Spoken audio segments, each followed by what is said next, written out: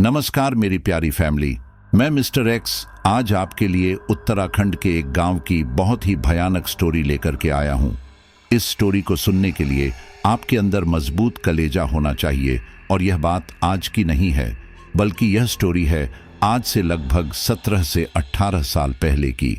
उस समय आज के जैसे गांव में बिजली पानी आदि की सुविधा नहीं थी।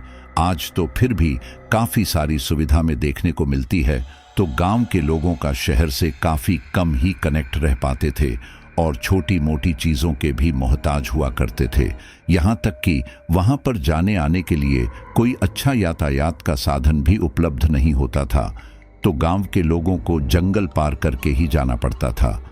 अब क्योंकि यह स्टोरी मुझे बताई है शहर में रहने वाले सूरज ने, जो अपने दोस्त मोहित के साथ उसके गांव में गया था, और मोहित भी लगभग 15 साल बाद अपने गांव लौटा था। और वहां पर उन लोगों के साथ जो हुआ वह वाकई में बहुत ही डरा देने वाला था। दरअसल मोहित और सूरज दोनों शहर में एक साथ ही एक जगह पर जॉब करते हैं और दोनों के बीच काफी अच्छी दोस्ती है। तो जब मोहित अपने गांव जा रहा था तो उसने सूरज को भी कहा कि चलो मैं तुम्हें अपने गांव घुमा के लाता हूं। और सूरज को भी गांव में घूमने का बड़ा शौक था, तो वह भी पहुंच ही गया और वहां पर जो हुआ वही सूरज ने हमारे साथ शेयर किया है। अच्छा, तो जो भी साथी पहली बार आए हैं वो स्टोरी को पूरी जरूर सुने और लास्ट में चैनल को सब्सक्राइब करके हमारे इस हॉरर सी फैमिली का हिस्सा जरूर बन जाए। चलिए स्टोरी शुरू करते हैं। उत्तराखंड का एक छोटा सा गांव चंदनवाड़ी, जिसकी पहचान लगभग 50 से 60 घरों वाले गांव के रूप में जानी जाती थी। चंदनवाड़ी गांव चारों तरफ से घने जंगलों से घिरा हुआ है। ये बात उस समय की है जब चंदनवाड़ी गांव जाने के लिए कोई खास यातायात के साधन भी नहीं थे। लोगों को मुख्य शहर तक जाना पड़ता है और फिर उसके बाद ही कुछ किलोमीटर का सफर पैदल ही तय करना पड़ता है। साल था 2007। उस गांव के चारों तरफ के जंगल में शाम के समय सन्नाटा छाया हुआ था। ऐसा लगने लगा था कि अंधेरे की काली चादर जंगल को ढक रही है। ऐसे में मोटरसाइकिल पर सवार 3 लोग बहुत ही खामोशी के साथ जंगल का रास्ता पार कर रहे थे। मोहित, जो कि देहरादून से अपने गांव लौट रहा था, वहीं दूसरी ओर उसका दोस्त सूरज भी उसी के साथ आया था। अब उनके घर से मेन हाईवे तक साधन का कोई जरिया नहीं था, इसलिए मोहित का बड़ा भाई अपनी मोटरसाइकिल से उन्हें लेने के लिए गया था। जब वे वापस अपने गांव लौट रहे थे तब मोहित और सूरज आपस में बातें करना चाह रहे थे, लेकिन रोहित ने उन्हें बात न करने की सलाह दी। मोहित ने उनसे पूछा, क्या हुआ रोहित भैया, आप मुझे बोलने के लिए मना क्यों कर रहे हैं? रोहित ने कहा, बस चुप हो जा, घर जाकर तुझे सब कुछ बताऊंगा। मोहित ने अपने बड़े भाई की बात मानी और शांति से उस जंगल को सन्नाटे के साथ पार करता रहा। वैसे तो मोहित का बचपन उस जंगल के आसपास कटा था, लेकिन जब आज वह उस रास्ते को पार कर रहा था तब उसे एक दहशत सी महसूस हो रही थी। ऐसा लग रहा था जैसे जंगल से कोई उन पर नजर बनाए हुए हैं। उसे एहसास हो रहा था कि उनकी उपस्थिति शायद खतरनाक हो सकती है। सन्नाटा तो था, लेकिन उसमें एक अजीब सा शोर भी था। जबकि रोहित, जो कि बाइक चला रहा था, पसीना पसीना हो गया था। उसके दिमाग में बस यही आ रहा था कि जैसे तैसे करके यह जंगल का रास्ता पार हो जाए। अंधेरा छा चुका था। गांव के सभी लोग अपने दरवाजे पर टकटकी लगाए मोहित और रोहित के आने का इंतजार कर रहे थे। जैसे ही वे लोग बाइक की आवाज सुनते हैं, सभी के चेहरे पर मुस्कान आ जाती है। रोहित की दादी सुकून की सांस लेती है और कहती हैं, हे भगवान, तेरा शुक्र, तूने बच्चों को सही सलामत रखा। मोहित के अपने घर के सामने उतरते ही गांव के कुछ लोग उन्हें घेर लेते हैं। सभी आपस में कहने लगते हैं, भगवान तेरा बहुत बहुत धन्यवाद, ये लोग सुरक्षित यहां आ गए। सभी लोग आपस में खुस-पूस बातें कर रहे थे। मोहित और सूरज को कुछ भी समझ नहीं आ रहा था। मोहित सवालिया नजरों से अपने भाई को देख रहा था। तभी मोहित की दादी नींबू मिर्च लेकर आती हैं और तीनों की नजर उतारती हैं। सूरज धीरे से मोहित के कान में कहता है, क्या बात है मोहित, तेरी तो बड़ी पूछ हो रही है। ऐसा लग रहा है जैसे तू सेलिब्रिटी हो। पूरा गांव तुझे देखने आ गया और वो भी अंधेरे में। मोहित इस बात पर मुस्कुरा देता है और अपनी दादी से पूछता है, दादी क्या हुआ, गांव में कुछ हुआ है क्या, या फिर सब लोग मुझसे मिलने के लिए आए हैं? मैं बहुत दिन बाद आया हूं ना। मोहित के सवाल पर सभी लोग तुरंत खामोश हो जाते हैं। तभी रोहित गांव वालों की तरफ देखते हुए कहता है, अरे गांव वालों, हम सुरक्षित आ चुके हैं, अब आप जाकर सो सकते हैं, रात बढ़ती जा रही है। इतना सुनते ही सभी लोग अपने अपने घरों में जाने लगते हैं। मोहित तुरंत अपने भाई रोहित से पूछता है, भैया क्या हुआ, क्या बात है? मुझे गांव का माहौल थोड़ा अजीब और अलग लग रहा है। रोहित कहता है, अरे तू यह सब छोड़, तू काफी दिन बाद आया है ना, इसलिए तुझे देखने आए थे, अब अंदर चल। इतने में ही मोहित की मां पूजा की थाल लेकर आ जाती है और तीनों की आरती उतारती है। साथ ही उन तीनों के पांव पर थोड़ा सा गंगा जल भी छिड़कती है। उसके बाद तीनों घर के अंदर जाते हैं। मोहित आज पूरे 15 साल बाद अपने गांव वापस आया था। वह आधे से ज्यादा लोगों के चेहरे भी भूल चुका था, जबकि खुद मोहित भी काफी बदल गया था। अब वह जवान हो गया था। जब वह 15 साल का था तब अपने चाचा के साथ शहर चला गया था। वहीं उसने पढ़ाई लिखाई की और वहीं पर जॉब करने लगा था। शहर की जिंदगी उसे इतनी अच्छी लगी कि उसने कभी भी वापस गांव ना आने का फैसला कर लिया था। लेकिन अब उसके पिताजी की तबीयत काफी खराब रहने लगी थी, इसलिए उसने अपने पिताजी से मिलने का फैसला किया और उसके इस सफर में उसका साथ दिया। उसके दोस्त सूरज ने, वो गांव की जिंदगी देखना चाहता था। मोहित को ये उम्मीद थी कि जब वह घर जाएगा तो सभी के चेहरे पर खुशी होगी, लेकिन जैसे ही वह घर में जाता है तो सभी के चेहरे पर एक डर दिखाई देता है। होठों पर मुस्कान तो थी, लेकिन ऐसा लग रहा था कि मुस्कान झूठी है। मोहित सबसे पहले अपने पिताजी से मिलता है, जो उस समय ठीक से बात भी नहीं कर पा रहे थे, लेकिन वह अपने बेटे को पहचान गए थे और उसे देखकर काफी खुश भी थे। मोहित की मां ने मोहित और सूरज के लिए खाना लगा दिया था कि तभी गांव का एक 15 साल का लड़का विजेंद्र हांफते हुए आता है और रोहित से कहता है, भैया जल्दी चलो, हरि काका बहुत देर से मिल नहीं रहे हैं। ये सुनते ही सभी का ध्यान विजेंद्र की बातों पर जाता है। रोहित की आंखें चौड़ी हो जाती हैं और वह घबराकर कहता है, क्या? लेकिन उन्हें शाम के समय मैंने ट्यूबवेल पर देखा था, अब कहाँ चले गए? विजेंद्र कहता है, पता नहीं भैया, वैसे तो वो रात के 8 बजे तक आ ही जाते थे, लेकिन अब 9:30 हो रहे हैं, अब तक उनका अता पता नहीं है। गांव वालों से पूछा, लेकिन किसी ने भी हरि काका को नहीं देखा। अधिकतर लोग यही कह रहे हैं कि उन्हें आखिरी बार ट्यूबवेल के पास देखा गया था, आप अभी चलो। आते ही अचानक किसी के गुम होने की खबर से मोहित और सूरज भी हैरान थे। वे लोग अपना खाना छोड़ते हैं और तुरंत घर से बाहर निकलते हैं तो पाते हैं कि गांव के कुछ आदमी एक जगह इकट्ठे हैं और आपस में बातें कर रहे हैं। मोहित की मां मोहित को आवाज लगाकर कहती है, बेटा पहले खाना तो खा ले।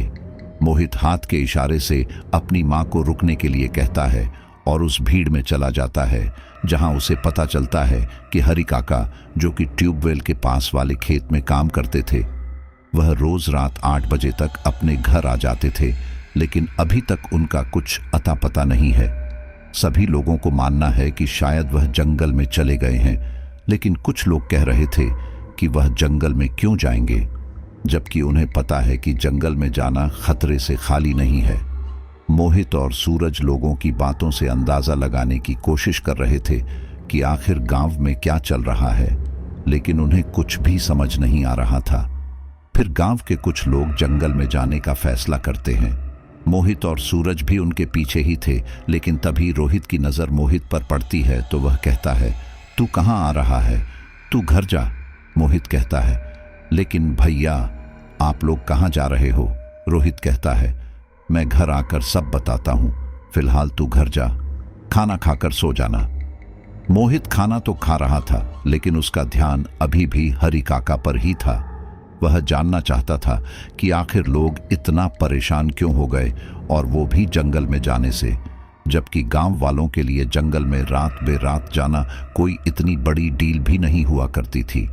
वह अपनी माँ से कहता है, माँ, हरि काका के लिए लोग इतना परेशान क्यों हो रहे हैं? हो सकता है कि वह किसी काम से इधर उधर चले गए हों, उन्होंने किसी को बताया नहीं हो। मोहित की माँ कहती है, नहीं बेटा, ऐसा कुछ नहीं है। बीते कुछ दिनों से सभी लोग अंधेरा होते ही अपने अपने घरों में छिप जाते हैं। ऐसे में किसी एक व्यक्ति का अचानक गायब हो जाना कोई साधारण बात नहीं है। और हरी काका के लिए इसलिए डर लग रहा है क्योंकि वह जिस खेत में काम करते हैं उस खेत के बगल में ही जंगल शुरू हो जाता है। तभी सूरज कहता है, तो इसमें असाधारण क्या है? तभी मोहित की दादी कहती हैं, असाधारण यह है कि वह जंगल अब पहले के जैसा नहीं रहा। वहां पर एक पिशाच का वास है जो लोगों को उस जंगल में बुलाता है और उनका खून पी लेता है। कभी कभी तो लोगों की लाश तक नहीं मिलती। मोहित की दादी जब ये बातें बता रही थीं, तब उनका चेहरा बहुत ही रहस्यमयी हो गया था, जिसे सुनकर सूरज को हंसी आने लगी थी। मोहित सूरज की तरफ देखकर मुस्कुराने लगता है, लेकिन तभी मोहित की दादी गुस्से में कहती हैं, यह हंसने की बात नहीं है। पिछले 1 महीने में इस गांव के 15 लोग गायब हो चुके हैं, जिनमें से केवल 5 लोगों की लाश ही मिली है, और वो भी बहुत ही खौफनाक हालत में। दादी के मुंह से यह सुनने के बाद मोहित और सूरज के चेहरे देखने लायक थे। दोनों की हंसी रुक चुकी थी। मोहित बात को खत्म करते हुए कहता है, अच्छा माँ, हमने खाना खा लिया, हमें बता दीजिए कहाँ सोना है। मोहित की माँ मोहित और सूरज को ऊपर वाले कमरे में ले जाती हैं और कहती हैं, तुम दोनों यहीं पर सो जाना, और हाँ, रात बेरात बाहर बिल्कुल भी मत निकालना। मोहित और सूरज एक दूसरे के शक्ल देखते हैं और फिर दोनों ही हाँ में सिर हिला देते हैं। माँ के जाते ही सूरज कहता है, यार मोहित, ये क्या चक्कर है? कुछ समझ नहीं आ रहा। मोहित कहता है, पता नहीं यार, मैं तो खुद कई सालों बाद यहाँ आया हूँ। अब तो काफी रात हो चुकी है, कल दिन में ही पता करेंगे कि आखिर बात क्या है। ये पिशाच वाली बात तो मुझे बहुत ही अटपटी लग रही है। सूरज कहता है, हाँ यार, मुझे भी। भला आज के जमाने में भूत पिशाच कहाँ होते हैं? गांव वालों को जरूर कुछ गलतफहमी हो रही है। मोहित और सूरज कुछ देर आपस में बात करते हैं और फिर सो जाते हैं। वहीं दूसरी ओर रोहित और गांव वाले रात के लगभग 11 बजे तक वापस लौट चुके थे, लेकिन उन्हें हरी काका का कुछ अता पता नहीं था। सारी रात गांव वाले परेशान रहते हैं और कोई भी सोता नहीं है। जबकि इधर रात 3:30 बजे के करीब सूरज की आंख खुलती है। तब उसकी नजर खिड़की पर जाती है, जहां उसे थोड़ी थोड़ी लाल सफेद रोशनी का एहसास हो रहा था। वह अपने बिस्तर से उठकर खिड़की पर जाता है तो पाता है कि जंगल की तरफ लालिमा छाई हुई है। ऐसा नहीं था कि जंगल काफी दूर था। सूरज कुछ देर तक उस लालिमा को देखता ही रहता है, फिर धीरे धीरे वह लालिमा अपने आप ही समाप्त होने लगती है। सूरज को यह काफी अजीब लगता है। साथ ही साथ उसे लोगों के बातें करने की आवाजें भी आ रही थी। उसे समझ नहीं आता कि आखिर लोग अभी तक जाग क्यों रहे हैं। एक पल को वह सोचता है कि जाकर नीचे देखे, लेकिन फिर अगले ही पल उसे याद आता है कि मोहित की मां ने कमरे से बाहर निकलने के लिए मना किया था, इसलिए वह दोबारा सो जाता है। मोहित और सूरज सुबह उठकर जब नीचे जाते हैं तो देखते हैं कि बैठक में गांव के ही 2-3 व्यक्ति बैठे हैं और रोहित से बातें कर रहे हैं। उन लोगों की बातों से मोहित को इतना तो समझ आ जाता है कि अभी भी हरी काका के बारे में ही बात चल रही है, इसलिए वह बैठक में जाकर कहता है, क्या हुआ? हरी काका का पता चला? मिल गए वो? तभी एक व्यक्ति कहता है, अरे कहाँ मिले? हमें तो लगता है वो उस पिशाच का शिकार हो गए हैं। यह सुनकर सभी लोग शांत थे, लेकिन मोहित दोबारा कहता है, पिशाच? आप ये कैसी बातें कर रहे हो? आपने जंगल में अच्छी तरह ढूंढा? एक अन्य व्यक्ति कहता है, हाँ बेटा, हम जितना ढूंढ सकते थे हमने ढूंढा। जंगल में ज्यादा अंदर जाना हमारे लिए भी सही नहीं है। तभी सूरज बोल पड़ता है, अरे तो आप पुलिस को इन्फॉर्म करो ना। पुलिस किस लिए है? तभी रोहित कहता है, अरे तुम लोग यहाँ क्या कर रहे हो? तुम लोगों ने नाश्ता कर लिया? सूरज और मोहित ना में सिर हिला देते हैं। तब रोहित कहता है, तो जाओ नाश्ता करो, तुम इन सब चक्कर में मत पड़ो। कुछ दिन के लिए यहाँ आए हो, फिर वापस शहर चले जाओगे।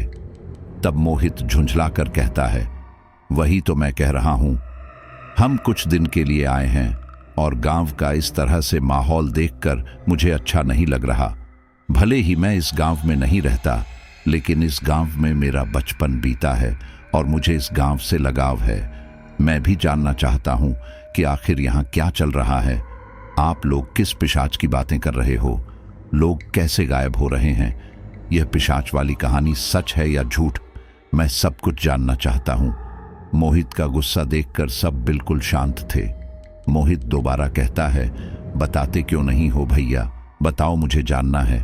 रोहित कहता है, दरअसल वारदात शुरू हुई थी पिछले महीने की अमावस्या से। काली अंधेरी रात थी, सभी की फसलें लगभग पक आई थी। ऐसे में अधिकतर लोग अपने अपने खेतों पर अपने खेतों की रखवाली कर रहे थे। क्योंकि चारों तरफ जंगल है, इसलिए जंगली जानवरों का आना बहुत ही आम बात है। गांव के ब्रजेश काका, जिनका खेत जंगल से बिल्कुल सटा हुआ था, वह भी अपने खेत की रखवाली कर रहे थे। उन्होंने खेत की पगडंडी पर अपनी चारपाई डाल रखी थी और मच्छरदानी लगा रखी थी। अचानक उन्हें ऐसा एहसास हुआ जैसे उनकी चारपाई को किसी ने धक्का दिया, जिस कारण उनकी आंख खुल गई। उन्हें काफी अजीब लगा। जब वह उठकर बैठे तो एक बार फिर चारपाई अपने आप ही कुछ मीटर खिसक गई। इस बार वह डर गए। उन्होंने तुरंत मंजूलाल काका को आवाज लगाई, जो उनसे थोड़ी दूरी पर ही थे, लेकिन मंजूलाल ने कोई जवाब नहीं दिया। ब्रजेश काका लगातार 2-3 बार आवाज लगाते रहे, लेकिन मंजूलाल का कोई उत्तर नहीं आया। ब्रजेश काका अपनी चारपाई से उतर चुके थे और आसपास देख रहे थे कि यहाँ क्या गड़बड़ है। तभी उन्हें जंगल में लालिमा नजर आई और अजीब सी आवाज आने लगी, जैसे कोई बड़ा जानवर तेज तेज सांसें ले रहा हो। ब्रजेश काका बताते हैं कि उस लालिमा को देखकर उन्हें मंजूलाल की फिक्र हुई, इसीलिए वह हाथ में लालटेन लिए मंजूलाल की कुटिया के पास गए। वहां देखा तो कुटिया का दरवाजा खुला हुआ था। हिम्मत करके ब्रजेश काका कुटिया के अंदर चले तो गए, लेकिन कुटिया में मंजूलाल नहीं था। जंगल की वह लालिमा बढ़ती ही जा रही थी, जो बहुत ही अजीब थी। ब्रजेश काका ने बिना देरी किए अन्य लोगों को आवाज लगाना शुरू कर दी। सभी लोग काफी दूरी पर थे, लेकिन ब्रजेश काका की आवाज सुन पा रहे थे। जब उन्होंने मंजूलाल को आवाज लगाई थी, तभी अन्य लोगों तक भी ब्रजेश काका की आवाज पहुंच चुकी थी। वे तभी समझ गए थे शायद कुछ ना कुछ गड़बड़ है, लेकिन जैसे ही ब्रजेश काका ने अन्य लोगों को भी आवाज लगाना शुरू की, तो चंद मिनटों में ही सभी के सभी ब्रजेश काका के पास आ गए। फिर काका ने मंजूलाल के बारे में बताया और उसी समय सभी लोग मंजूलाल को ढूंढने के लिए निकल पड़े। पहले तो उन्होंने सभी के खेतों में और उसके आसपास देखा, तब तक सुबह हो गई थी। दिन निकलते ही सभी लोगों ने जंगल की तरफ रुख किया और थोड़ा आगे जाने पर ही उन्हें मंजूलाल का शव दिखाई दिया। शव देखने में इतना खतरनाक लग रहा था कि कोई भी दहशत के मारे मर जाए। मंजूलाल का शरीर पूरी तरह से सूख चुका था, केवल कंकाल दिखाई दे रहा था। ऐसा लग रहा था कि कंकाल पर किसी ने खाल की पतली परत चढ़ा दी है। मंजूलाल का सारा खून सूख चुका था, उसका मांस भी अंदर से गायब था। उसकी वो डरावनी लाश देखकर गांव वाले बुरी तरह घबरा गए। पहले तो उन्हें कुछ समझ नहीं आया, लेकिन फिर वह मंजूलाल को गांव में ले आए। मंजूलाल की पहचान उसके कपड़ों और उसके अंगूठी से हो पाई। मंजूलाल का यह हाल किसने और कैसे किया, कोई नहीं जानता। उसके शरीर पर कोई घाव भी नहीं था। मंजूलाल की मौत के बाद गांव में एक अजीब सन्नाटा छा गया था। एक अलग ही दहशत पैदा होने लगी थी। तब तक लोग पिशाच के बारे में नहीं जानते थे, लेकिन हाँ, उस रहस्यमयी मौत के बारे में जानने की कोशिश कर रहे थे। इतने में ही गांव वालों को पता चल पाता कि आखिर मंजूलाल की मौत कैसे हुई। उससे पहले ही गांव की ही गौतमी ताई के गायब होने की खबर आ गई। लोगों से पता चला कि वह शाम के समय घास काटने जंगल की तरफ गई थी और तब से लापता है। उन्हें किसी ने भी घर लौटते हुए नहीं देखा। मंजूलाल की तो लाश मिल गई थी, लेकिन ताई का तो कुछ पता ही नहीं चला। और फिर इसी तरह एक एक करके गांव से पूरे 15 लोग गायब हुए। इनमें कुछ लोग तो केवल इसलिए गायब हो गए क्योंकि वो भी पिशाच की बात पर यकीन नहीं कर रहे थे। गांव के 3 व्यक्ति जो भूत प्रेत पर विश्वास नहीं करते थे, उनका मानना था कि चोर बदमाशों ने गांव में अपना डेरा जमा लिया है और वो जंगल की जड़ी बूटी और लकड़ियां बाहर बेच रहे हैं, इसलिए यहां पर डर का माहौल बना रहे हैं। ताकि जंगल में गांव का कोई भी व्यक्ति ना जा पाए, क्योंकि अगर गांव का कोई भी व्यक्ति जाता तो उनकी गतिविधि के बारे में हमें पता चल सकता था और हम पुलिस को इन्फॉर्म करके उनकी गतिविधि को रोक सकते थे। बस इसी सोच को लेकर वह 3 व्यक्ति जंगल के अंदर चले गए और फिर उन तीनों में से एक व्यक्ति की ही लाश मिली, जो बिल्कुल मंजू लाल की लाश के जैसी थी। और इसी तरह से कुल 5 लाशें मिली हैं जो देखने में बिल्कुल एक जैसे थी। तुम लाश को देखकर कह ही नहीं सकते कि किसी ने उनका मर्डर किया है। लाश बहुत अजीब तरह से सूख जाती थी। कोई भी देखकर बता सकता है कि उनका वह हाल किसी परालौकिक शक्ति के कारण ही हुआ है। लेकिन हाँ, गांव का 12 साल का एक लड़का चमन, वह अपनी मां से झगड़ा करके घर से बाहर चला गया था और गुस्से में वह इस जंगल में जा रहा था और तभी उसने एक बहुत ही अजीब सा प्राणी देखा था जिसके सिर पर काफी लंबे बाल थे। वह आम मनुष्य से अधिक बलवान, लंबा, चौड़ा और तगड़ा था। चमन की तो किस्मत अच्छी थी, इसलिए वह बचकर वापस आ गया था और उसी ने बताया कि उस जंगल में एक अजीबोगरीब प्राणी घूम रहा है।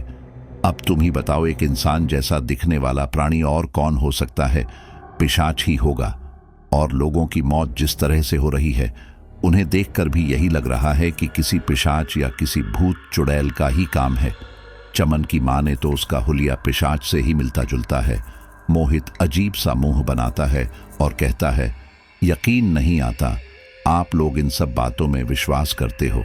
सच में गांव के लोग बहुत ज्यादा अंधविश्वासी होते हैं, इसलिए तो मेरा मन दोबारा कभी गांव आने का किया ही नहीं। यहाँ की परंपरा, रीति रिवाज, लोगों की सोच आज भी वहीं की वहीं अटकी हुई है।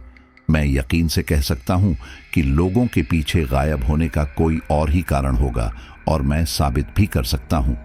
तभी एक व्यक्ति कहता है, कैसे? तुम कैसे साबित कर सकते हो? मोहित कुछ देर शांत रहता है और फिर कहता है, वो तो वक्त आने पर ही पता लगेगा। इतना कहकर मोहित झुंझलाता हुआ रसोई घर में चला जाता है। सूरज उसके पीछे पीछे चला जाता है। जब वे लोग नाश्ता कर रहे थे तब सूरज मोहित से पूछता है, मोहित, तेरे दिमाग में क्या चल रहा है? मोहित कहता है, वही जो तू सोच रहा है। सूरज कहता है, इसका मतलब तू उस जंगल में जाने वाला है। मोहित हाँ में सिर हिला देता है। मोहित फैसला करता है कि वह उसी दिन सबकी नजरों से बचकर उस जंगल में जाकर खोज करेगा कि आखिर वहां क्या रहस्य है, और अपनी इस खोज में वह अपने दोस्त सूरज को शामिल करता है। दोपहर का समय हो गया था। लगभग सभी लोग अपने अपने घरों में आराम कर रहे थे। ऐसे में मोहित और सूरज घर से बिना बताए ही जंगल की तरफ निकल पड़े। मोहित को जंगल के रास्ते अब याद नहीं थे, क्योंकि 15 साल में जंगल के रास्ते काफी बदल चुके थे, लेकिन फिर भी वह अपनी समझ के अनुसार आगे बढ़ रहा था। शुरुआत में तो जंगल बहुत ही सुखमय मालूम होता था। पेड़ों की छांव, ठंडी ठंडी हवा, प्राकृतिक सौंदर्य। लेकिन जैसे जैसे वे लोग आगे बढ़ते जा रहे थे, वैसे वैसे जंगल घना होता जा रहा था। रोशनी अंधेरे में तब्दील होती जा रही थी। हवा भी दबी दबी से महसूस हो रही थी। जंगल में चलते चलते अब शाम होने वाली थी, लेकिन रास्ता और भी अधिक लंबा होता जा रहा था। इधर इन्हें कुछ भी ऐसा नजर नहीं आ रहा था जिससे यह पता चल सके कि यहाँ पर मौतों का राज क्या है। सूरज अपनी घड़ी में समय देखता है तो कहता है, मोहित यार, 5:30 बज चुके हैं। घर वाले अब तक हमें ढूंढ रहे होंगे। हम लोग 2 बजे के निकले हुए हैं। मोहित कहता है, अरे हाँ, 5:30 बज गए। अगर भैया को पता चल गया कि हम लोग जंगल की तरफ आए थे तो फिर सुनाएंगे। लेकिन यार, हमें अभी तक कुछ भी नहीं मिला, हम वापस कैसे जाएं? सूरज कहता है, यार, इस जंगल को एक्सप्लोर करने के लिए हमें और भी ज्यादा समय चाहिए, या तो हमें सुबह से ही यहां आना पड़ेगा। मोहित कहता है, सुबह से आना तो संभव नहीं है। एक काम करते हैं, यहां रात में आएंगे। जब रात में आएंगे तो हमें पूरी रात मिलेगी इस जगह को अच्छी तरह से एक्सप्लोर करने के लिए। सूरज यह सुनकर चौंक जाता है और कहता है, क्या तेरा दिमाग तो ठीक है? रात में आएगा? अरे, रात में तो चोर और बदमाशों के भी पर निकल आते हैं, और गांव वाले तो पिशाच की बात कर रहे हैं। मोहित हंसते हुए कहता है, तुझे क्या लगता है कि यहां सच में कोई पिशाच होगा? मैं नहीं मानता। यहाँ जरूर कोई आपराधिक गतिविधियां ही हो रही हैं और मैं इसका पर्दाफाश करके ही रहूंगा। वे लोग वापस अपने घर की तरफ लौट रहे थे कि तभी उन्हें किसी के सांसों की चलने की आवाज आने लगी।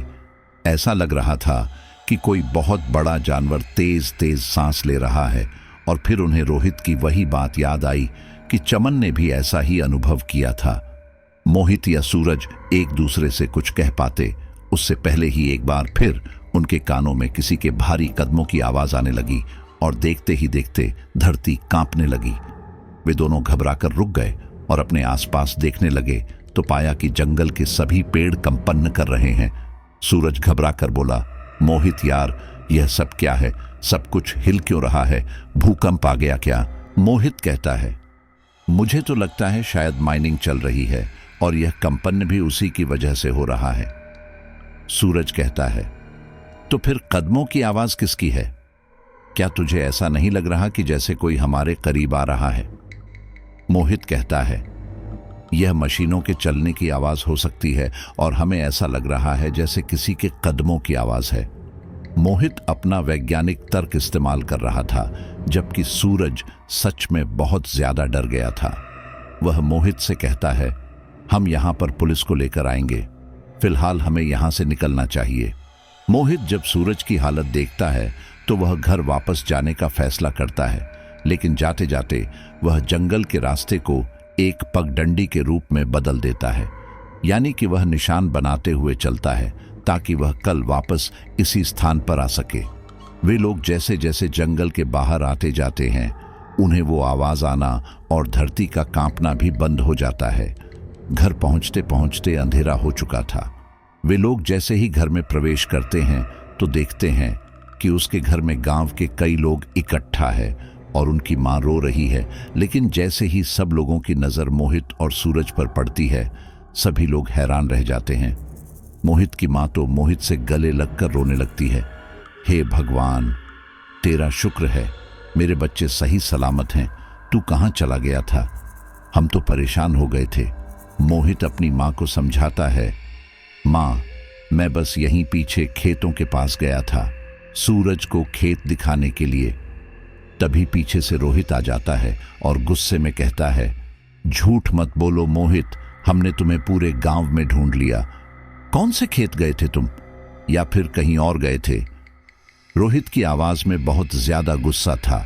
एक पल के लिए मोहित को समझ नहीं आता कि वह रोहित को क्या जवाब दे, लेकिन अगले ही पल में वो सबको शांत करते हुए कहता है, माफ कर दीजिए भैया, मैं सच में खेतों की तरफ ही गया था।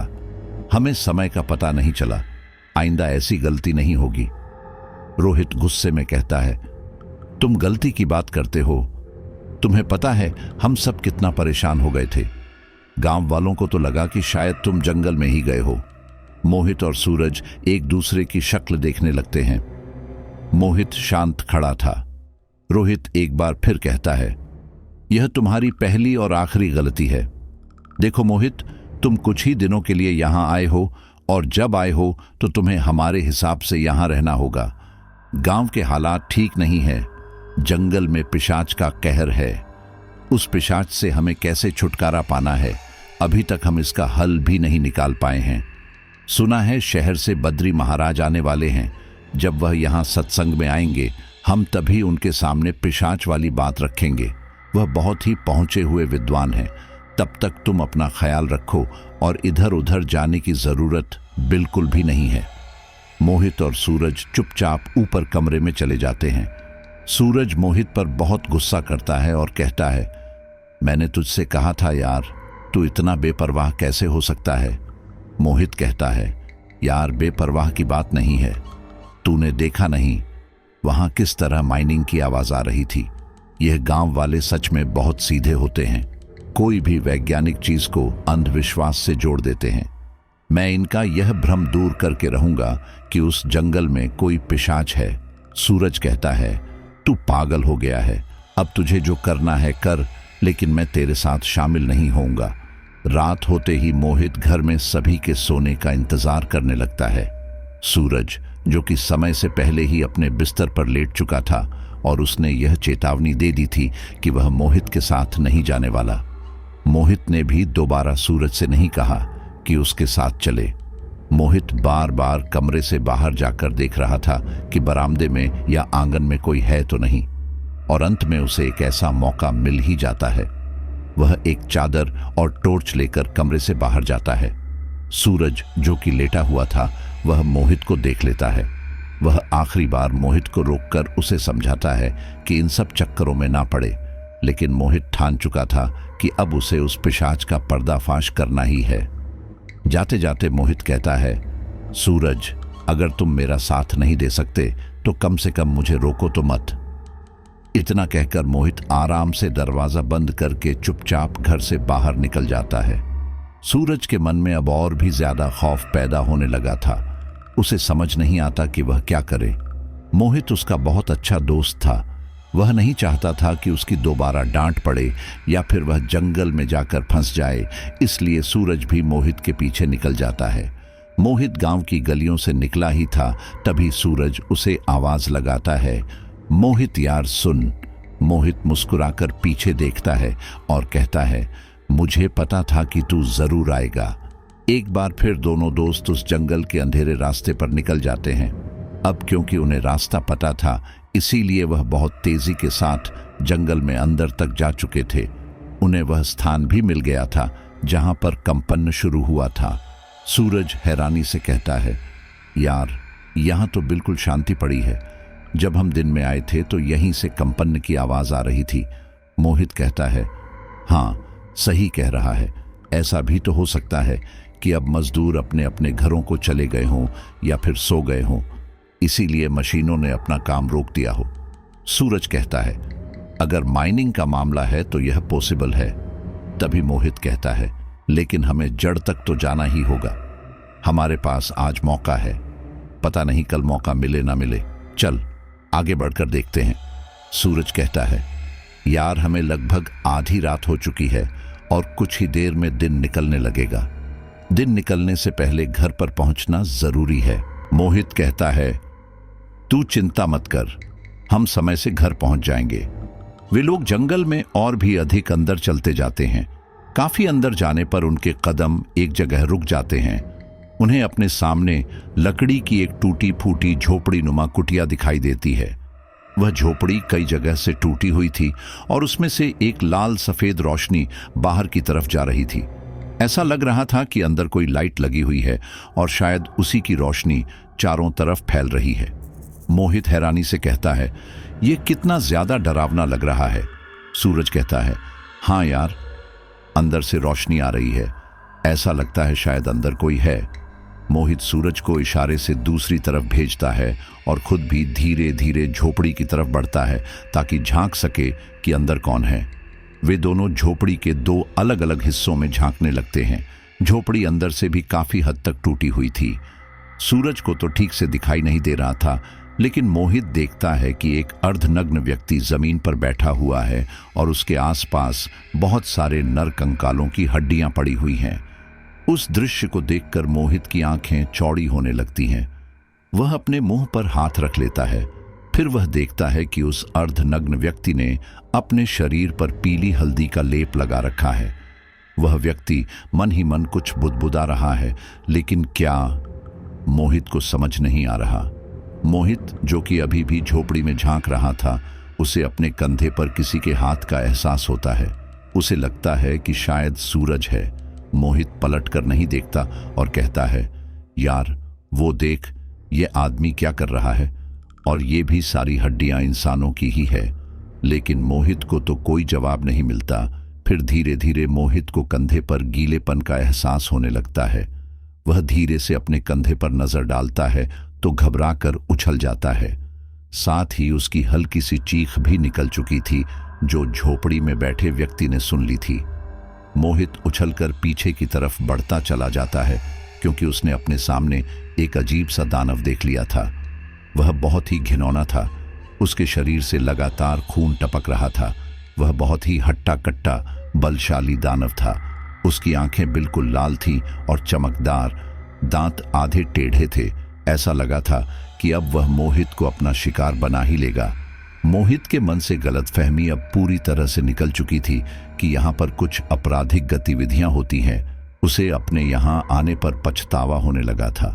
मोहित की नज़र जैसे ही उस प्राणी के पैर पर जाती है तो वह देखता है कि पैर का तलवा भी बहुत बड़ा है, सामान्य से बहुत ज्यादा बड़ा, जैसे कोई खूंखार जानवर हो। उसके नाखून चाकू की नोक की तरह पैने थे।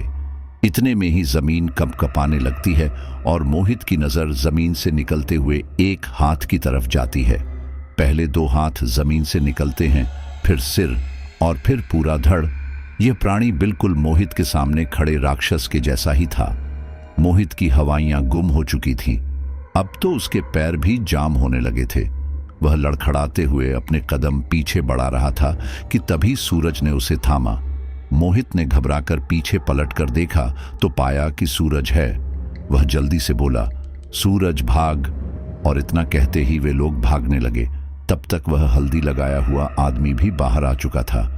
उसने देखा कि 2 लोग भाग रहे हैं। उस व्यक्ति ने आदेश दिया, जाओ राक्षसों, उन दोनों को पकड़ कर लेकर आओ। मोहित, अब हो गई तुझे तसल्ली। मैं तुझे कह रहा था ना कि जंगल में आना सही नहीं है, लेकिन तूने मेरी एक नहीं मानी। मोहित ने कहा, मुझे क्या पता था, यहां सच में ये भूत होंगे। अब हम कहां जाएं? हमें तो रास्ता पता भी नहीं है। सूरज कहता है, हमें किसी की तरह उस बरगद के पेड़ तक पहुंचना होगा। उस पेड़ से आगे का रास्ता तो मुझे अच्छी तरह याद है। वे लोग भागे ही जा रहे थे कि अचानक उनके सामने जमीन फाड़ता हुआ एक और राक्षस निकल कर आ जाता है। वह राक्षस इतनी तेजी से निकला था कि मोहित और सूरज संभल भी नहीं पाते। इतने में ही वह राक्षस सूरज के दोनों पैर पकड़ लेता है। सूरज पटकी खाकर जमीन पर गिर जाता है। सूरज के सिर पर काफी तेज चोट लगती है और वह चिल्लाने लगता है। राक्षस सूरज को पैरों की तरफ से पकड़कर उल्टा लटका देता है। मोहित सूरज को बचाने की कोशिश करता है, लेकिन उस राक्षस की पकड़ बहुत मजबूत थी। वह सूरज को छोड़ ही नहीं रहा था। सूरज बार बार चिल्ला रहा था, बचा मोहित, मुझे बचा ले, मोहित मुझे बचा ले। बेचारा मोहित अपनी पूरी कोशिश कर रहा था। मोहित जब देखता है कि वह सूरज को खींचने पर भी बचा नहीं पा रहा, तो वह राक्षस पर वार करना शुरू कर देता है। लेकिन जैसे ही वह राक्षस के शरीर को छूता है, उसका हाथ खून से भीग जाता है और राक्षस को कुछ भी नहीं होता, बल्कि राक्षस का शरीर तो काफी गुदगुदा सा था। लग ही नहीं रहा था कि उस राक्षस को चोट लग भी रही होगी।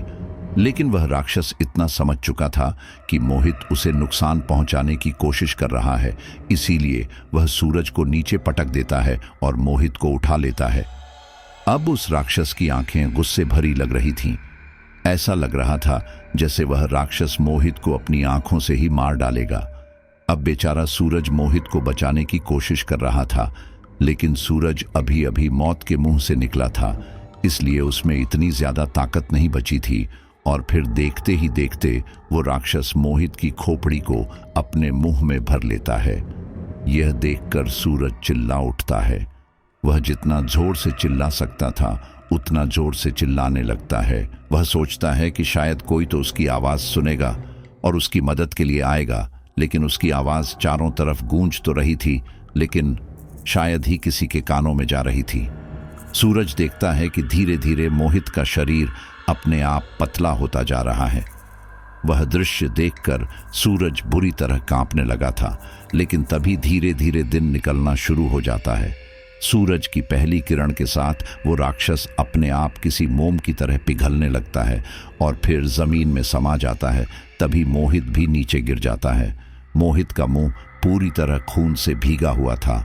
उसे देखकर बहुत ज्यादा घिन आ रही थी, लेकिन सूरज हिम्मत करता है और मोहित के करीब जाता है। वह पाता है कि मोहित का शरीर बर्फ जैसा ठंडा हो चुका है। वह मोहित को उठाने की कोशिश करता है। मोहित उठ भी जाता है, लेकिन वह ठीक से चल नहीं पाता। सूरज बेचारा वहीं रोने लगता है। वह बहुत ही बेबस महसूस कर रहा था और मोहित पर गुस्सा भी कर रहा था, क्योंकि उसने मोहित को बहुत समझाया था कि इन चक्करों में ना पड़े, लेकिन मोहित ने अपनी जिद ठान रखी थी। उसे समझ नहीं आ रहा था कि अब वह वापस घर तक कैसे जाए। फिर सूरज मोहित को अपने कंधे पर लाद लेता है।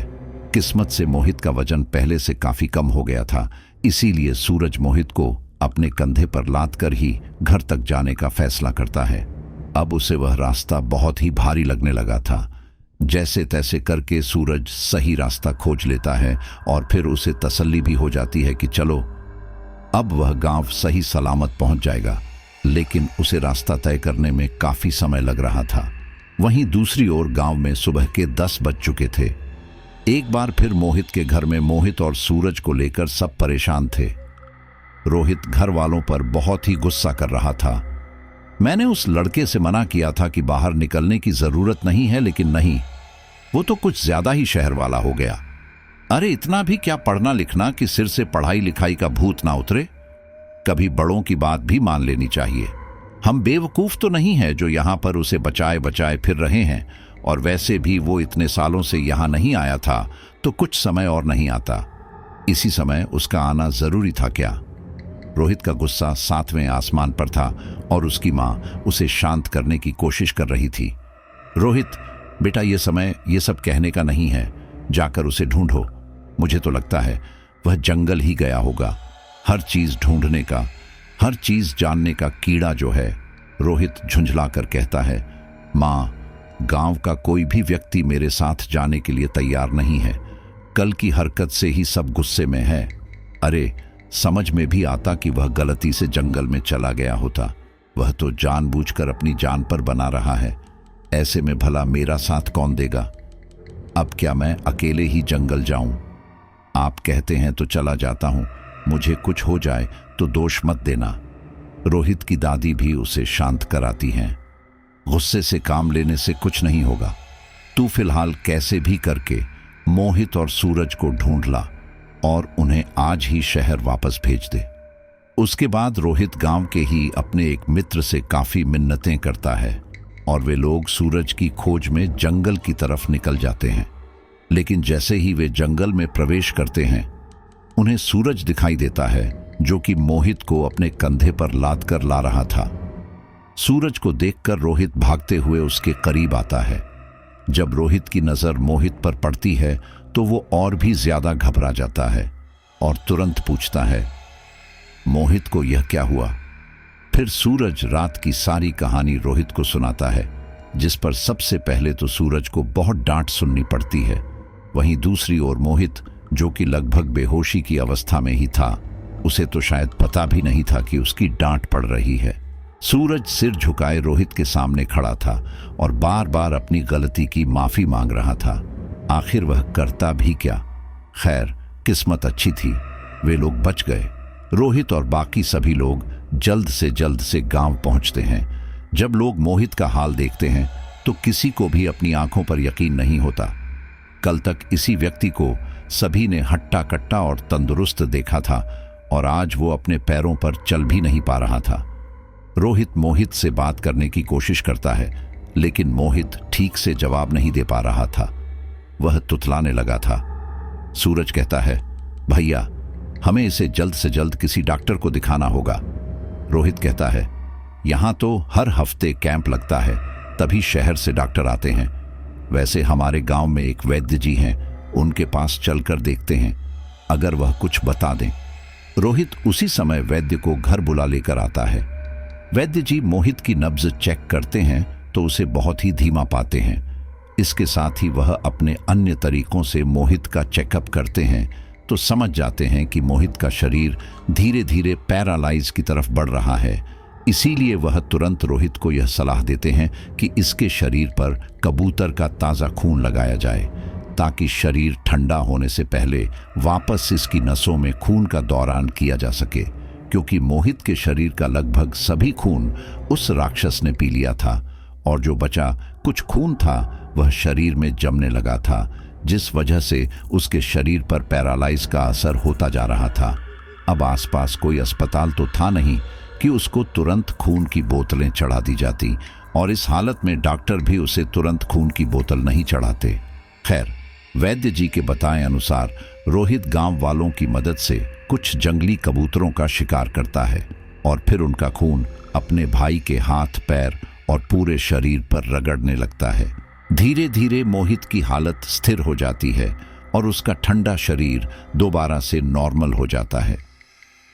इधर गांव के लोग बार बार मोहित को देखने आ रहे थे, क्योंकि यह पहली बार था कि कोई उस पिशाच से बचकर आया था।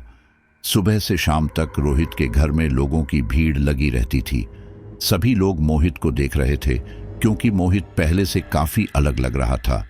सभी लोगों को बद्री महाराज के आने का इंतजार था। इस हादसे के बाद सभी लोग पूरी तरह से सतर्क थे। कोई जंगल के आसपास भी नहीं भटक रहा था। खैर, जल्द ही वह दिन भी आ जाता है जब बद्री महाराज गांव में पधारने वाले थे। लोग उनके आने की खुशी में गांव में तैयारी करवाते हैं, उनके रहने का बंदोबस्त करवाते हैं। बद्री महाराज जिस दिन गांव में प्रवेश करते हैं वह उसी दिन समझ जाते हैं कि जरूर गांव में कुछ घट रहा है, क्योंकि लोगों के चेहरे पर हर बार की तरह खुशी नहीं थी बल्कि उदासी और चिंता थी, और बद्री महाराज लोगों के चेहरे को पढ़ लेते हैं। फिलहाल उनके स्वागत में गांव में एक बहुत बड़ा भोज कराया गया था। बद्री महाराज उस समय तो कुछ नहीं कहते, लेकिन जब वह विश्राम करने के लिए गांव के लोगों द्वारा बनाई गई कुटिया में जाते हैं तब वहां गांव के लोगों से पूछते हैं कि आखिर गांव में क्या समस्या है। वे लोग रोने लगते हैं। एक बुजुर्ग व्यक्ति कहता है, महाराज आप धन्य हो, आप हमारा संकट समझ गए कि हम परेशान हैं। बद्री महाराज कहते हैं, वह तो तुम्हारी शक्ल देखकर ही लग रहा था कि तुम लोग किसी बड़ी परेशानी में हो। बताओ मुझे आखिर क्या बात है।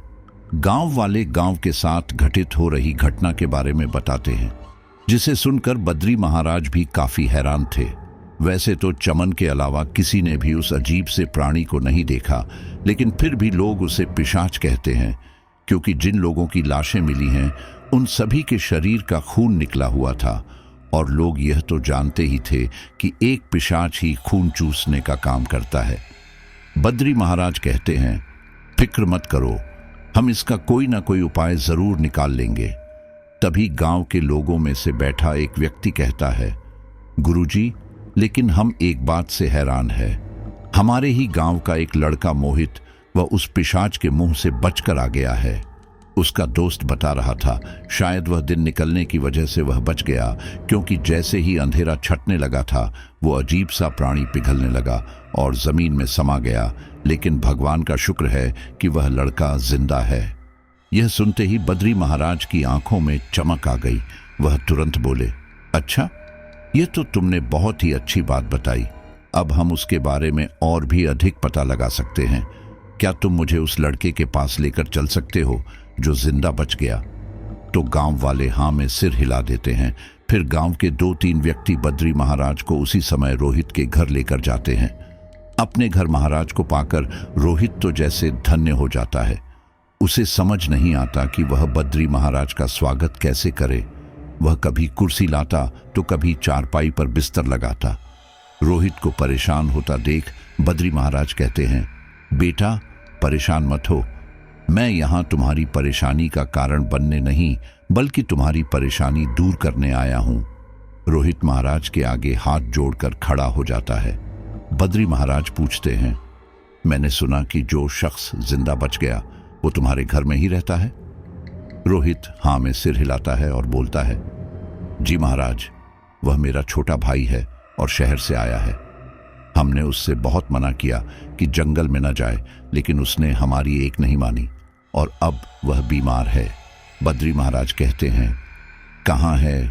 मुझे उससे मिलना है। रोहित चुपचाप बद्री जी को मोहित के कमरे में ले जाता है। मोहित उस समय एक तरफ मुंह करके चुपचाप लेटा हुआ था। जैसे ही वह अपने कमरे में किसी की आहट सुनता है, तुरंत दरवाजे की तरफ देखता है तो पाता है कि साधु के वेश में एक व्यक्ति है। मोहित की नजर जैसे ही बद्री महाराज पर पड़ती है, उसे संतुष्टि मिलती है, क्योंकि महाराज के चेहरे में एक अलग ही तेज था। उन्हें देखने मात्र से लोगों के दिल खुश हो जाया करते थे, और वहीं कुछ मोहित के साथ भी होता है। वैसे तो उसे बोलने में काफी दिक्कत आ रही थी, लेकिन जैसे ही बद्री महाराज प्यार से उसके सिर पर हाथ फेरते हैं, वैसे ही मोहित की आंखों से आंसू निकलते हैं। वह बोलना चाहता है तो एकदम बोल भी पड़ता है। यह देखकर घर वाले भी हैरान हो जाते हैं। बद्री महाराज मोहित से सबसे पहले उसकी खबर लेते हैं कि वह कैसा है, अब कैसा महसूस कर रहा है। मोहित अब ठीक ठाक तरीके से बोलने लगा था। हालांकि वह काफी आराम आराम से बोल रहा था, लेकिन साफ बोल रहा था। उसके बाद बद्री महाराज पूछते हैं, बेटा, मैं तुमसे यह तो नहीं पूछूंगा कि तुम उस जंगल में क्यों गए। जाहिर सी बात है, तुम अपने जिज्ञासु प्रकृति के कारण ही वहां गए थे। लेकिन मैं तुमसे एक बात जानना चाहता हूं। मोहित कहता है, जी महाराज, बताइए। बद्री की पूछते हैं, गांव वालों ने मुझे बताया कि उस प्राणी ने तुम्हारा चेहरा निगल लिया था। मोहित हाँ में सिर हिलाता है। बद्री महाराज आगे पूछते हैं, जब उसने अपने मुंह के अंदर तुम्हारा चेहरा रखा था तब तुम्हें कैसा महसूस हुआ था? तुम्हें दर्द महसूस हुआ था या फिर गर्म ठंडा जैसा कुछ? अगर तुम्हें कुछ अंदाजा हो तो तुम बता सकते हो। मोहित वह खौफनाक मंजर भूल ही नहीं सकता था, इसलिए वह तुरंत कहता है, महाराज, मुझे ठंडा महसूस हुआ था। ऐसा लगा था जैसे किसी ने ठंडी ठंडी बर्फ में मेरा चेहरा डुबो दिया। हालांकि वह जो कुछ भी था वह एक बहते खून का प्राणी था। वह क्या था मैं नहीं जानता, लेकिन वह बहुत ही घिनौना था। उसे मारने पर भी उसको चोट नहीं लग रही थी। वह बहुत ही गुदगुदा था। पता नहीं उसमें खाल थी भी या नहीं। तभी पीछे से सूरज बोल पड़ता है, जी महाराज, वह अजीब मोम की तरह दिखने वाला प्राणी था। दिन के निकलते ही वह ऐसे पिघला जैसे तेजी के साथ मोम पिघल जाता है। फिर मोहित को एक बार और ध्यान आई। वह बोला, महाराज, मैं एक बात और बताना चाहता हूं। जब मैं और सूरज जंगल में गए थे तब हमें वहां एक छोटी सी झोपड़ी भी दिखी थी। उस झोपड़ी में मैंने एक आम से इंसान को देखा था। उस इंसान ने अपने ऊपर पीले रंग का या शायद हल्दी का लेप लगा रखा था और उसके आसपास बहुत सारे कंकाल भी पड़े थे। मुझे लगता है शायद वह कोई तंत्र मंत्र करने वाला व्यक्ति था। यह सुनते ही बद्री महाराज का माथा ठनकता है। वह हैरानी से कहते हैं, क्या तुम सच कह रहे हो? मोहित अपना सिर हाँ में दिला देता है। अब सूरज को भी यह बात उसी दिन पता चली थी। उससे पहले मोहित ने किसी से कोई बात भी नहीं की थी। अब कोई बात करता तो किसी को समझ नहीं आती थी। बद्री महाराज सूरज की तरफ देखते हैं तो सूरज कहता है, माफ कीजिए महाराज, मुझे कोई आदमी दिखाई नहीं दिया, लेकिन हाँ, हमने किसी की आवाज सुनी थी। उसने कहा था, जाओ इन्हें पकड़ कर लाओ। जहां तक मुझे लगता है कि उन पिशाचों के पीछे वही आदमी होगा। वह आदमी आदेश दे रहा था। यह सुनने के बाद बद्री महाराज काफी देर तक शांत रहते हैं और मोहित के पास ही बैठे रहते हैं। कुछ देर बाद रोहित करता है, महाराज, सब ठीक तो है ना? बद्री महाराज कहते हैं, बेटा, अगर सब कुछ ठीक होता तो तुम लोग इतना डर कर नहीं जी रहे होते।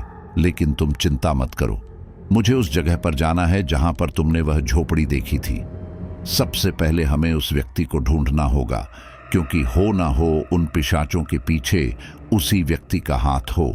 क्योंकि जिस तरह की बातें तुम बता रहे हो उससे ऐसा लगता है कि उन पिशाचों को बुलाया गया है, वह खुद उत्पन्न नहीं हुए। सूरज तुरंत कहता है, जी महाराज, मैं आपको उस जगह पर लेकर चलता हूं। बद्री महाराज बिना देरी किए उसी समय सूरज और गांव वालों की मदद से उस झोपड़ी तक जा पहुंचते हैं। लेकिन जब वह पहुंचते हैं तो उन्हें केवल नर कंकाल मिलते हैं। वहां उन्हें कोई भी आदमी नजर नहीं आता। बद्री जी अच्छे से सब जगह जांचने परखने लगते हैं। तब उन्हें वहां पर तंत्र मंत्र की बहुत सारी सामग्रियां दिखाई देती हैं। बद्री महाराज तंत्र मंत्र की सामग्रियों को देखकर अपनी आंखें चौड़ी करने लगते हैं। उनके चेहरे पर चिंता साफ झलक रही थी। गांव का ही एक व्यक्ति मदन कहता है, गुरुजी, क्या बात है, आप बहुत परेशान लग रहे हो। बद्री महाराज कहते हैं, बेटा, तुम जिसे केवल पिशाच समझ रहे हो वह मात्र पिशाच नहीं है, वह तो बहुत ही खूंखार राक्षस है जो इस जंगल की धरती में समा चुके हैं। हम उन्हें हमारी मर्जी से नहीं पकड़ सकते। हम उनका वध तभी कर सकते हैं जब वे हमारे सामने हो, या फिर हमें इस धरती को छोड़ना होगा। मदन कहता है, यह आप क्या कह रहे हैं बद्री महाराज? यह जंगल हमारा है, हमारा चंदनवाड़ी का जंगल है, इस पर हमारा हक है। यहाँ पर कई सारी जड़ी बूटियां मिलती हैं, यहाँ जानवर रहते हैं, और आप कह रहे हैं कि हमें यह छोड़ना होगा। बद्री महाराज कहते हैं, हाँ बेटा, या तो उन राक्षसों को पूरी तरह से खत्म कर दो या फिर इस जंगल की जमीन को छोड़ दो, मैं इसे कीलित कर दूंगा। बद्री महाराज के मुंह से सुनने के बाद गांव के व्यक्ति एक दूसरे को देखने लगते हैं। उन्हें समझ नहीं आता कि अब वे क्या कहें या फिर क्या करें। तभी रोहित पूछता है, बद्री जी, आपने कहा कि हम राक्षसों का वध तभी कर सकते हैं जब वे हमारे सामने होंगे, तो ऐसा करना आपके लिए ज्यादा मुश्किल है। बद्री महाराज जी कहते हैं, बिल्कुल, बहुत ज्यादा मुश्किल है। उसके लिए मुझे कुछ सामग्री मंगाकर एक यंत्र बनवाना होगा और उस यंत्र के द्वारा ही उन राक्षसों का वध किया जा सकता है। और इस काम के लिए कितना समय और कितने दिन लगे हैं मैं नहीं कह सकता। इसके लिए हमें बहुत सारे व्यक्तियों की जरूरत होगी और सभी के पास वह यंत्र होना आवश्यक है। उसके अलावा एक उपाय यह है कि मैं इस पूरे जंगली इलाके को कीलित कर दूं ताकि वह राक्षस यहीं पर रहे और यहां से कहीं बाहर न जा सके। लेकिन ऐसा करना भी खतरे से खाली नहीं है, क्योंकि इन राक्षसों का आवाहन जिस किसी ने भी किया है वह यहां से बाहर जाकर भी राक्षसों का आवाहन कर सकता है।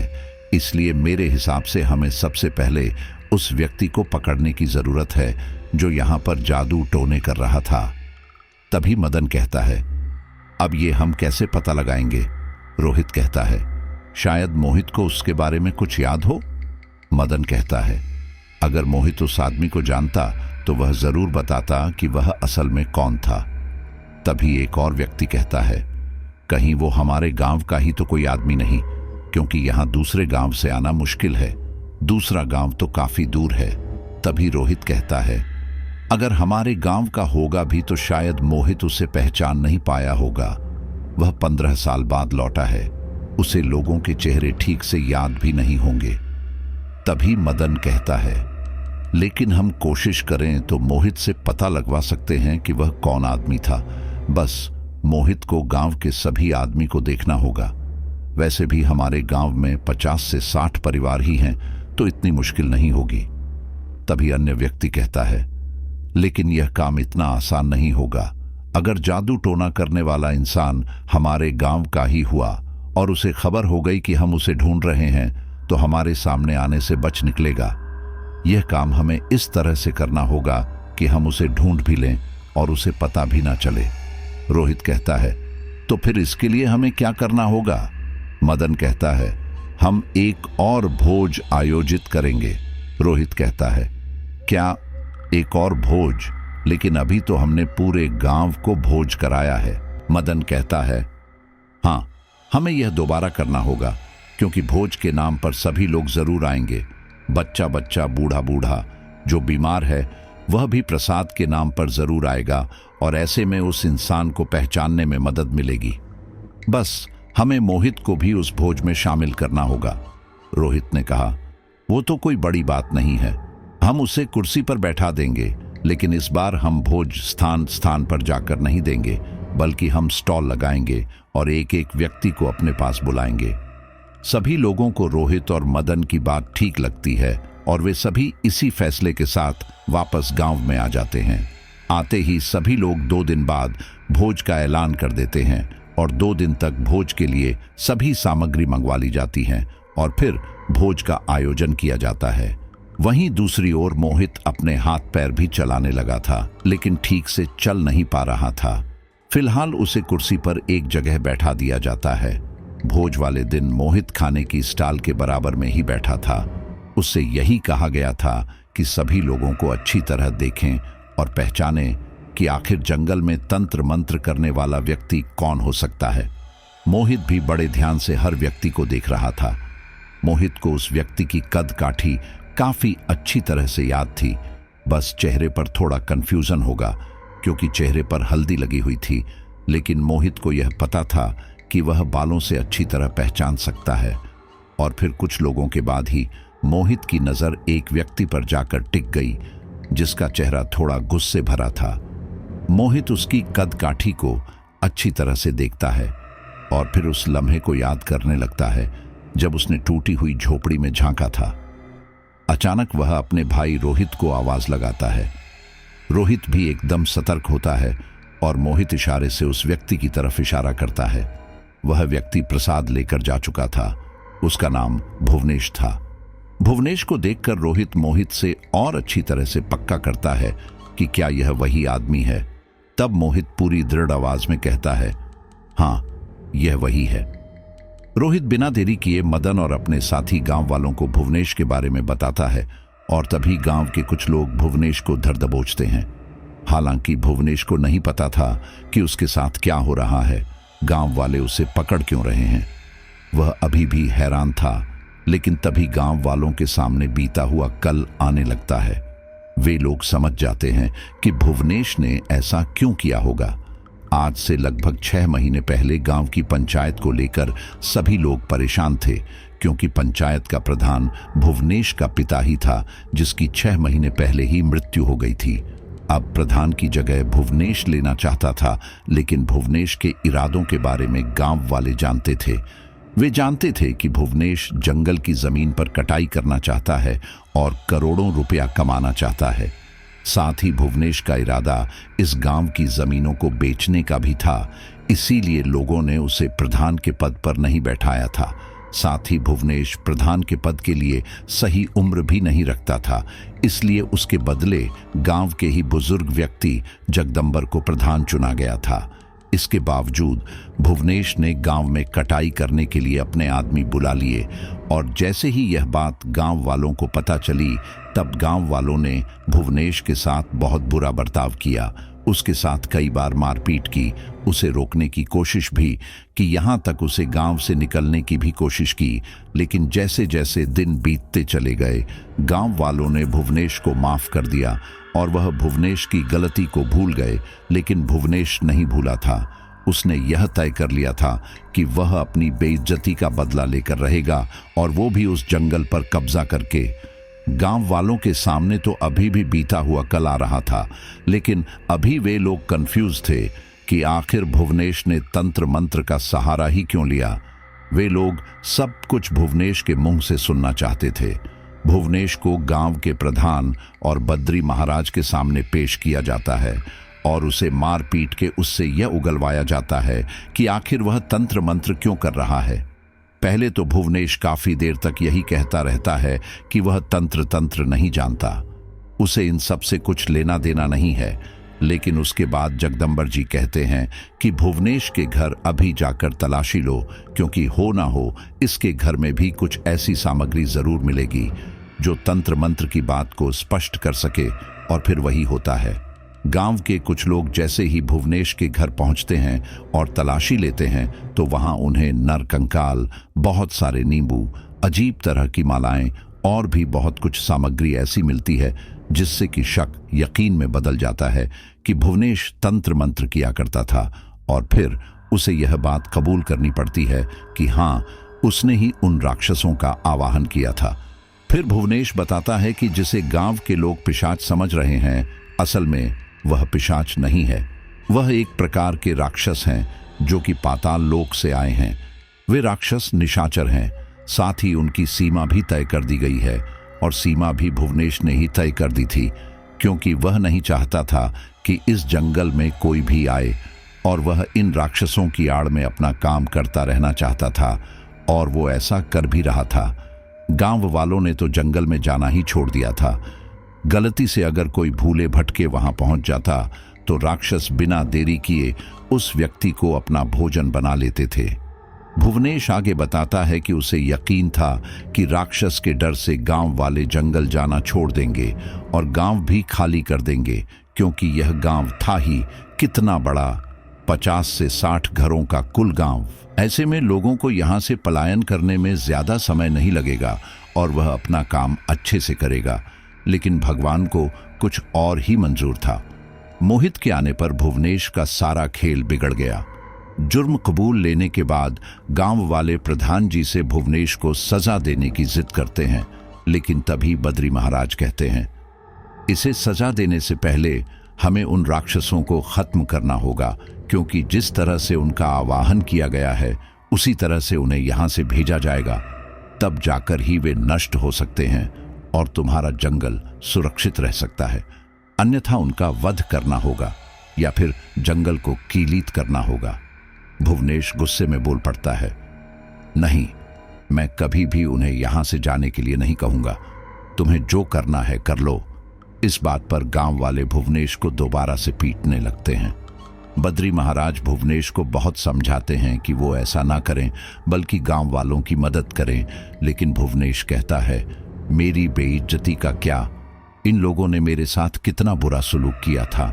मेरी पत्नी और मेरे बच्चे तक को बेइज्जत किया गया। नहीं, मैं ये सब नहीं सह सकता। वह जंगल इन लोगों को कभी नहीं मिलेगा, चाहे तुम लोग मुझे मार ही क्यों ना दो, लेकिन अब मैं उन राक्षसों को यहां से नहीं भेजूंगा। बद्री महाराज हाथ जोड़कर भुवनेश के आगे खड़े हो जाते हैं और कहते हैं, भुवनेश देखो, तुम में और मुझ में जमीन आसमान का फर्क है। मैं भगवान तो नहीं, लेकिन तुम दानव जरूर हो। यदि मैं उन राक्षसों को वापस भेज सकता तो जरूर भेज देता, लेकिन वो राक्षस ऐसे हैं कि जो उनका आवाहन करें वहीं उन्हें वापस भी भेज सकता है। मैं तुम्हारे आगे हाथ जोड़ता हूं, यह खेल अब यहीं खत्म कर दो। कम से कम भगवान को तुम अपना मुंह दिखा सकोगे, और मदद न करने से न तो तुम्हारा ही भला होगा न तुम्हारे परिवार का। क्या तुमने सोचा है कि गांव वाले जब तुम्हें मार देंगे तो तुम्हारे पत्नी और तुम्हारे बच्चों का क्या होगा? अगर तुम्हें उनकी इज्जत का ख्याल है तो तुम्हें उनकी जान की परवाह भी जरूर होगी। मैं तुमसे वादा करता हूं कि अगर तुमने राक्षस को वापस भेज दिया तो यह गांव वाले तुम्हारे या तुम्हारी पत्नी के साथ कोई भी गलत व्यवहार नहीं करेंगे, बल्कि तुम्हें माफ कर देंगे। और एक बार ईश्वर के लिए अच्छा काम करके तो देखो, तुम्हें संतुष्टि जरूर मिलेगी। जीवन में सिर्फ पैसा ही सब कुछ नहीं होता। जब तक मन की संतुष्टि ना हो, सब कुछ व्यर्थ है। भले ही इन राक्षसों को बुलाने के पीछे की वजह तुम ही हो, लेकिन राक्षसों को वापस भेजने के पीछे की वजह बनकर देखो। शायद भगवान भी तुम्हें माफ कर दे और तुम्हें सही रास्ता दिखा दे। तभी गांव की भीड़ कहने लगती है, हाँ भुवनेश, अगर तुमने ऐसा नहीं किया तो पूरा गांव तुम्हें पीट पीट कर मार डालेगा, और फिर तुम सोच भी नहीं सकते कि तुम्हारी पत्नी और तुम्हारे बच्चों के साथ क्या होगा। याद रखो, तुम्हारे बाद तुम्हारी पत्नी और तुम्हारे बच्चे का कोई नहीं है। तुम गांव वालों को एक ऐसी सजा दे रहे हो जिसके वह हकदार हरगिज नहीं है, बल्कि तुम्हारा परिवार वह सजा जरूर भुगतेगा जिसके हकदार सिर्फ तुम थे। तभी वहां पर भुवनेश की पत्नी और उसके 2 बच्चे आ जाते हैं, जो बुरी तरह रोने और चिल्लाने लगते हैं। वे लोग प्रधान के पैरों में गिर जाते हैं। भुवनेश की पत्नी मालती प्रधान से गिड़गिड़ाते हुए उसकी जान की भीख मांग रही थी। अपनी पत्नी को गिड़गिड़ाता और अपने बच्चों को रोता देख भुवनेश की आंखें नम होने लगती हैं। उसने कभी सपने में भी नहीं सोचा था कि उसकी पत्नी को पूरे गांव वालों के सामने इस तरह से बेइज्जत होना पड़ेगा। लेकिन तभी गांव के प्रधान भुवनेश की पत्नी को खड़ा होने के लिए कहता है। वह कहता है, बेटी, तुम क्यों रो रही हो? इसमें तुम्हारी क्या गलती है? तुम्हारी किस्मत तुम्हारा पति ही लिख रहा है। मालती गुस्से से भुवनेश की तरफ देखती है, लेकिन वह उससे कुछ नहीं कहती, बल्कि वह प्रधान से ही रहती है। प्रधान जी, मैं अपनी पति की करतूत पर बेहद शर्मिंदा हूं। मैं जानती हूं कि उनकी गलती की सजा इन्हें मिलेगी। इन्हें माफ नहीं किया जाएगा, और इन्होंने काम भी ऐसा ही किया है जिसकी कोई माफी नहीं है। गांव से 15 लोगों का चले जाना कोई मामूली बात नहीं है। मैं ये दर्द समझ सकती हूं। जब किसी का अपना जाता है तो कैसा महसूस होता है, लेकिन शायद यह आदमी नहीं समझ पाया, इसलिए इसने राक्षसों का आवाहन कर लिया। लेकिन प्रधान जी, आप तो नरम दिल इंसान हैं। आप मेरी बात को समझिए। मेरे बच्चों के सिर से बाप का साया जाए, ये कैसा इंसाफ होगा? अगर आप भी भुवनेश की तरह मनुष्य मृत्यु का आदेश देंगे तो आप में और भुवनेश में क्या ही फर्क रह जाएगा? प्रधान जी की नजरें तो नीचे झुकी हुई थीं, लेकिन गांव वालों में बहुत ही ज्यादा आक्रोश था। वे लोग मालती की बातों पर ध्यान नहीं देते, बल्कि भुवनेश को ही उल्टा सीधा बोलते रहते हैं। मालती को भी अपने पति पर बहुत गुस्सा आ रहा था, और इसलिए वह घृणा की नजरों से अपने पति को देख रही थी। भुवनेश अपनी पत्नी से नजर नहीं मिला पा रहा था। भुवनेश एक नजर अपने बच्चों को देखता तो एक नजर अपनी पत्नी को, और फिर अंत में फैसला करता है कि वह बद्री महाराज की बात मानेगा। वह बद्री महाराज से कहता है, ठीक है महाराज, मैं आपकी बात मानने के लिए तैयार हूं। मैं उन राक्षसों को यहां से वापस पाताल लोक में भेज दूंगा। आप मुझे विधि बताइए कि किस तरह से उन्हें भेजा जाएगा, क्योंकि मैंने उनका आवाहन तो कर लिया, लेकिन उन्हें वापस भेजने का तरीका मुझे नहीं पता। उनका आवाहन मैंने एक तांत्रिक के जरिए किया था, लेकिन जब मैं आवाहन कर रहा था तो राक्षस ने तांत्रिक को भी खा लिया था। अब आप मेरी मदद कीजिए। यह सुनकर बद्री महाराज काफी खुश हो जाते हैं। फिर वह राक्षस को भेजने की पूरी विधि भुवनेश को बताते हैं। भुवनेश भी महाराज के बताएं अनुसार ही कार्य करता है। वह रात के समय जंगल में उसी छोटी टूटी हुई झोपड़ी के अंदर जाता है और एक बार फिर से तंत्र विधि शुरू कर देता है। कुछ ही देर में राक्षसों का जमावड़ा लगने लगता है। सभी राक्षस टूटी हुई झोपड़ी के बाहर एकत्रित हो चुके थे। इसके बाद भुवनेश कुछ मंत्रों का उच्चारण करता है और फिर देखते ही देखते सभी राक्षस जमीन में समाने लगते हैं। उनके जमीन में समाने के बाद जमीन काफी देर तक दलदली रहती है, यहां तक कि दिन निकल आता है, लेकिन जमीन अभी भी दलदली बनी हुई थी। भुवनेश को लगता है कि वह यहां फंस चुका है, शायद उसके कर्मों की सजा है, लेकिन ऐसा नहीं था। भुवनेश लगभग 3 दिनों तक उस झोपड़ी में फंसा रहता है। इस बीच गांव वाले बद्री जी के साथ वहां पहुंचते भी हैं, लेकिन जब वह दलदली भूमि देखते हैं तो वे आगे न जाने का फैसला करते हैं और 3 दिनों बाद दलदली भूमि सूखने लगती है। भुवनेश के मन में एक नई लहर पैदा होती है और वह बद्री महाराज के साथ वापस गांव जाता है। गांव जाने के बाद वह सबसे पहले अपनी पत्नी और बच्चों से मिलता है और उनसे माफी मांगता है। हालांकि उसकी पत्नी काफी नाराज थी, लेकिन फिर भी वह एक पत्नी थी, अपने पति से कब तक नाराज रहती। वहीं दूसरी ओर बद्री भी गांव वालों को समझाते हैं कि भुवनेश के प्रति अब कोई घृणा न रखें। इसलिए गांव वाले भी बद्री जी का मान सम्मान रखने के खातिर भुवनेश को कोई सजा नहीं देते। बस हाँ, कोई उससे फालतू बात नहीं करता था। भुवनेश जितनी बात करता, लोग उसका अपना जवाब दे दिया करते थे। यहां तक कि उसके बच्चे और पत्नी के साथ भी किसी ने कभी बुरा व्यवहार नहीं किया। वहीं एक और मोहित बिल्कुल ठीक हो चुका था। वह अब गांव से जा चुका था, लेकिन फिर वह कभी दोबारा अपने गांव नहीं लौटा। उसके घर वाले भी कहीं ना कहीं मोहित का धन्यवाद करते हैं। भले ही तब रोहित को मोहित पर बहुत गुस्सा आया था, लेकिन जब जब यह सोचता है कि अगर मोहित वहां न गया होता और उसने भुवनेश को ना देखा होता तो शायद आज तक लोग एक पिशाच के डर में जी रहे होते और शायद भुवनेश ने यह पूरा गांव ही उजाड़ दिया होता। इसलिए कहते हैं ना, जो होता है अच्छे के लिए होता है।